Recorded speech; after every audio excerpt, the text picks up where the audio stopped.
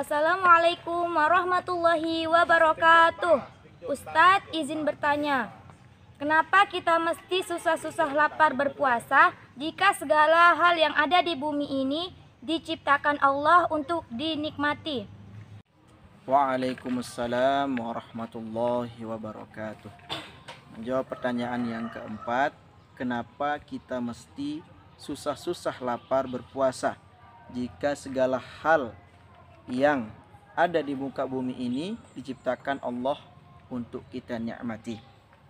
Jadi pemirsa Hizwa Official Media yang dirahmati Allah Subhanahu wa taala, Allah Subhanahu wa taala berfirman yang mengatakan, ya ayyuhalladzina amanu kutiba alaikumusyamu kama kutiba alal ladzina min qablikum la'allakum tattaqun. Wahai orang-orang yang beriman, telah diwajibkan atas kalian untuk berpuasa sebagaimana telah diwajibkan kepada umat-umat sebelum kalian. Apa tujuannya Allah Subhanahu wa taala mewajibkan kita berpuasa, berlapar-laparan?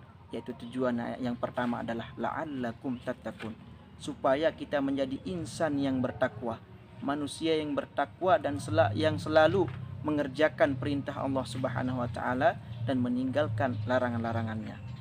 Selain itu, puasa atau berlapar-lapar ini tujuannya atau hikmahnya adalah supaya kita merasakan apa yang dirasakan oleh saudara-saudara kita yang di sana. Contohnya di Gaza, di Palestina. Mereka berlapar-laparan, bahkan sehari pun mereka tidak makan. Itulah hikmahnya kita berpuasa, supaya kita merasakan apa yang dirasakan mereka. Ataupun tidak di Gaza, di sini saja banyak yang sehari belum tentu dia dapat makan. Maka itulah tujuannya kita diwajibkan oleh Allah Subhanahu wa taala, supaya kita juga merasakan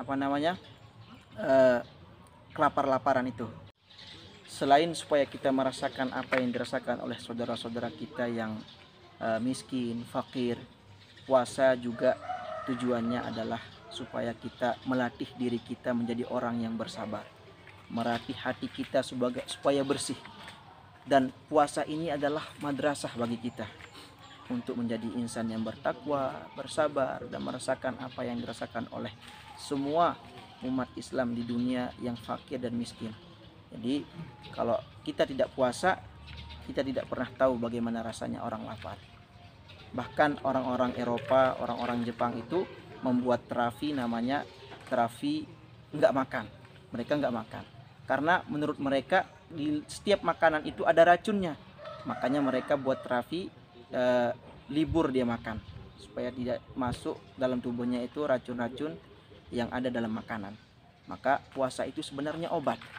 Bahkan ada yang berpuasa Senin Kemis itu badannya sehat, Masya Allah, tabarakallah. Maka puasa itu bukan membuat kita sakit, bukan membuat kita capek, berlapar-laparan, akan tapi puasa itu adalah obat bagi kita semua. Wallahu a'lam bishawab.